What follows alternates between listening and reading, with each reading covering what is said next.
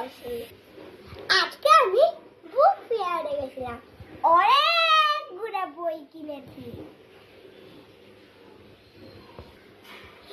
সেই গল্পের বই থেকে আজকে আমি তোমাদের একটা গল্পের বই শোনাবো। গল্পটা মজা কিন্তু অনেক ভয়ের। চলো শোনানো যাক। গল্পের নাম গাছ ভূত। রাস্তার ধারে তিনটি গাছ ছিল।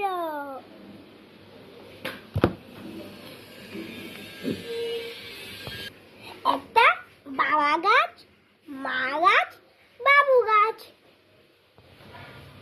কিন্তু ওরা দিনের বেলায় গাছ থাকতো, রাতের বেলা ওরা কি হয়ে থাকতো জানো? চলো দেখি তো। রাতের বেলা হয়ে থাকতো ওরা ভূত।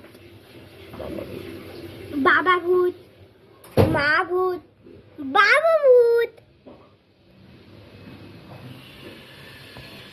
ওরা ভূত হয়ে সবাইকে ভয় দেখাতো। দেখবে কিভাবে রাস্তার ধার দিয়ে যেই যেত তাদেরকে ভয় দেখাতো। সবাই অনেক ভয় পেয়ে যেত। ভয় পেয়ে তাড়াতাড়ি চলে যেত।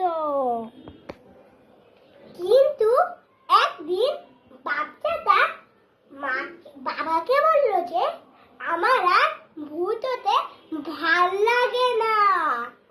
বাবা বলল কেন? তখন বাবু বলল যে ভূত মানুষকে অনেক ভয় দেখায়, আমি আর ভূত হতে চাই না।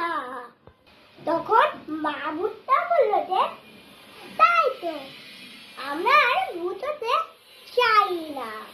বাবা ভূতটা বলল ঠিক আছে। তখন তারা আবার গাছ হয়ে থাকতো, দিনের বেলা, সকালবেলা, রাতের বেলাও। এখন তারা গাছ হয়ে মানুষদেরকে উপকার করে।